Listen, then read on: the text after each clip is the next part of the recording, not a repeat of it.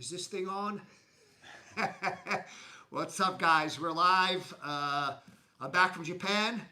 I have two topics that I wanted to throw out for you to vote on. We talked about let the internet decide. So they're kind of related to some extent, maybe not hugely, but to my Japanese experience. The first one would be, so when I'm in deep half guard and the guy, I cannot get an underhook, I start to threaten, sort of, you got to go under my leg. Yeah. So, I start to threaten the triangle, but sometimes the guy is just, he starts to push away. So one is this. Okay. That's topic number one, and I can explain the background why Japan is relevant. The second one is, where the guy, no, it's like a little bit of, he's a little bit further back, is you go into Imanari Roll. So, what say you, Internet? We have good morning from MJ. What's up, MJ? Troy Enrique says hi. Ah, all right. I'm sure he's saying hi to you too. Oh, thank you. I believe it's will be the first one, the Kneebar. Kneebar. Yeah. Okay. So, it was kind of an interesting experience. Guys, the camp was absolutely epic. I cannot believe that Aaliyah and I pulled it off the way it was done. It was a lot of work, but I don't think I could do it again. But anyways, we had experiences that very few Westerners will have. We literally experienced Tokyo, Kyoto, which are a relatively big city. Well, Tokyo is a massive city, but and then we had some sort of Hakone, which is on the foot of Mount Fuji, of hot spring sort of resort area, and then Azumino, which is a village in sort of near Matsumoto in Japanese Alps. We got to see sumo, 3 box seats, which seats 12 people, about 35 feet from the ring, which is very difficult to get. And so literally the last day we're training and making a speech as I'm teaching. So this is my ninth. Some people took a day or two off in the process. I didn't. 9th day of teaching, 9th day of training after teaching. In between, we're traveling on trains, in which, dealing with our own luggage, and thanks to some 5 people that did not listen, some large oversized luggage that we had to get on a train, like a bullet train in Kyoto, stopped literally for 1 minute, and we had to get 13 people with 5 people oversized luggage on the train. And I said, making a speech, hey guys, some of us, just don't want to be training hard anymore. Anyways, I went up, we're going with this guy, and he tries to show me how good he is. And I made 2 mistakes. So I stepped it up. The guy kind of tapped prematurely twice. I said, okay. And I took off my foot off the gas. It was mistake number 1. Mistake number 2 was I started to play with my food. Guys, don't play with your food if the food fights back. Okay? That's for you, Elia, too. So I wound up with in a deep half guard, where the guy is trying to kind of go to my back, and I'm trying to triangle him. And I started to kind of insist on the triangle, and he eventually got under. So, he got under and started to, and then wind up threatening my back. He wound up getting 1 hook in, and then at that point, I had to go into super conservative mode because he was intent on finishing. He did not score either. But the point, it was not fun for me anymore. Like I said, being 9 days on the road, and we had group dinners pretty much every night. And but anyways, the point. Let's get back to Jiu-Jitsu. The point is, I made 2 mistakes: insisting on technique that was not there, and taking my foot off the gas after I thought, the guy is going to calm down. No, he has to calm down first. You don't assume that he's going to calm down.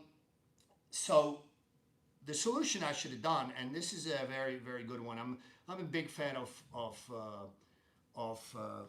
sort of triangling people. But again, if the triangle's not there, so usually what I'll try to do is trying to collect everything I can. But what I should have done is at some point start to think otherwise. And otherwise, this is actually one of my, there's quite a lot of things that are going on with this technique. And one is I need to post, but if you post here, you kind of open, where there's a big gap, okay? Where he can move his hips. So what I need to do is I need to post, I need to kick out, and I need to cut a very sharp angle. I cannot, if I try to line up with him, it's gonna fail. From here, I'm okay with it. Ideally, I almost want to be perpendicular to him because I have several different options. There's a couple of different finishes from here. As you know, one of my favorite is the lateral knee bar. You have regular knee bar. If he bends his leg, you have a heel hook. You're slow, right? So there's a couple of different finishes, but basically, one of the things you need to, especially with leg locks and with Imanari Roll, also, you really need to focus on your entries. That's the number one priority. I've been playing with it for about 6 weeks. Not this, but the Imanari Roll. But the entries are the key. Because once you have a clean, smooth, and precise entry, there's going to be a lot of opportunities going to open up to you. When sliding in for the leg, are you controlling? I cannot hear you. You got to speak up. When sliding in for the leg, are you controlling his outside leg, the second leg, or are you just sliding in? The outside leg, well, that is the outside leg. Sorry, the free leg, I guess. Yeah. You're controlling both of them, or just the one? No, just one. Because I think it's very difficult to control both legs.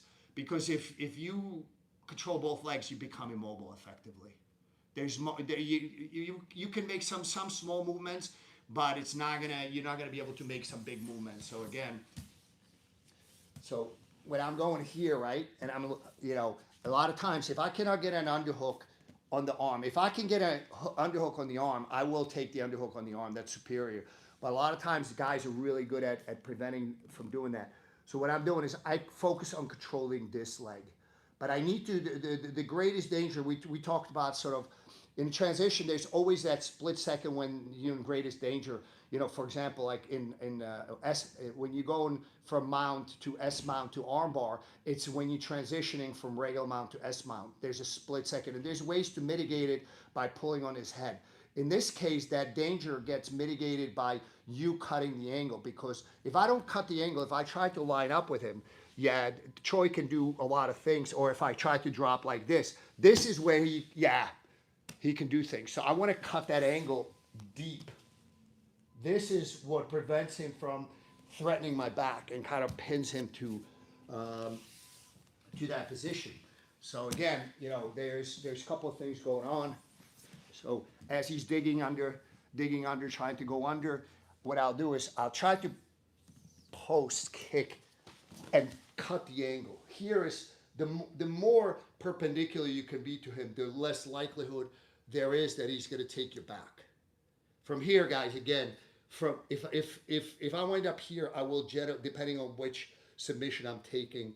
So I may either stomp my foot if I'm going to go for a lateral knee bar. If I'm going for a heel hook, I'm probably going to stomp my foot. Sometimes if I'm going for a straight knee bar, I just make it cross my legs. So there's a couple of different finishes, but again, usually when I try to, I used this before. I actually submitted a guy at the NoGi Worlds with it, the knee bar, back in, I want to say 2008. I don't remember. Yeah, I think 2008. But I haven't really used it that much, and sometimes, like I said, the mistake I made was like I start to play with I just start to play, and when you're in a fight, you don't play. Tony Notap had a question: is that knee bar entry considered reaping? No, and at this point, even IBJJF for brown and black belts allows reaping in NoGi, so should not be considered reaping. But listen, I've seen things happen. IBJJF events where, I recently had to, every couple of years I got to take the rules seminar and pass the exam, and it does make me quite a bit nervous, even though I've done it so many times, because the rules, especially when you have transitions, and how do you, was this transition for 3 seconds, and it becomes pretty complex. But so I've seen, and like recently a guy on X, he's a very good competitor, competes a lot. He's like, if you're the top guy and nothing happens in the guard, and then you will lose. No, I've seen it both ways. Frankly, I think it should be the other way.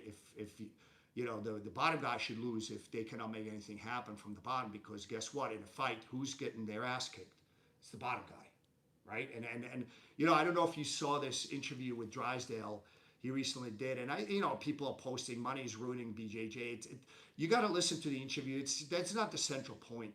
The central point is kind of explaining the current situation of jiu-jitsu, where it's heading, and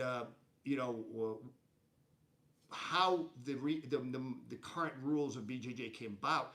They don't necessarily reflect sort of a lot of the evolution of the game, number one, but also they were initially made with the intent to reward the guy that would be in a superior position if this were a real fight. And, again, if you have a closed guard and nothing happens, and the guy on top doesn't pass, you don't sweep him, you don't do, nothing happens, I think the bottom guy should lose. But the conventional wisdom with IBJJF has been, and not just IBJJF, other circuits has been, the top guy loses because he didn't pass the guard. Well, again, if you kind of bring it to the intention of the rules that were created in the 70s, the bottom guy would have probably in a fight would have lost if they cannot tie the top guy quickly. And you remember back in the day, the early days of Renzo and Kuku. Basically, the bottom guy would get a headgear, and the top guy would get gloves, and you just light him up. And if you can't tie him up, you're gonna have a big headache that day. So you better make sure that if you're bottom guy, guys. And I think this is, again, this kind of goes to a lot of times I try to take the guy down, but if I have a hard time, I pull guard, because I believe guard is an inferior position unless you can make something happen. So I've really honed my guard to be extremely dangerous, and you need to kind of think about it, because I think the guard can be your greatest weapon, but also your greatest weakness in jiu-jitsu, because jiu-jitsu is fairly unique in a sense that the bottom guy could be extremely dangerous, but you need to sort of hone your game to make it like that. And guys, we're out of time, so we're gonna go over to the app side. I look forward to seeing you guys again. On YouTube, we've kind of gotten to a point, took a couple of years to where a lot of the questions are raised pretty quickly. On the app, I think people tend to just watch more rather than cut in. So cut in. Guys, real quick, one last thing. The next thing we kind of, Aliyah and I are back from Japan. We were there 2 weeks, which is the longest I've traveled. Since I can remember. I usually don't like to be that away from that long from my schools and from filming live. Again, if I had a facility, I would film live, although in Japan, that would be, 11:30 at night. No, 9:30 at night, I forget. Anyways, the next camp, there's only 8 spots left, is the Costa Rica camp. That's February 3rd to 8th or something.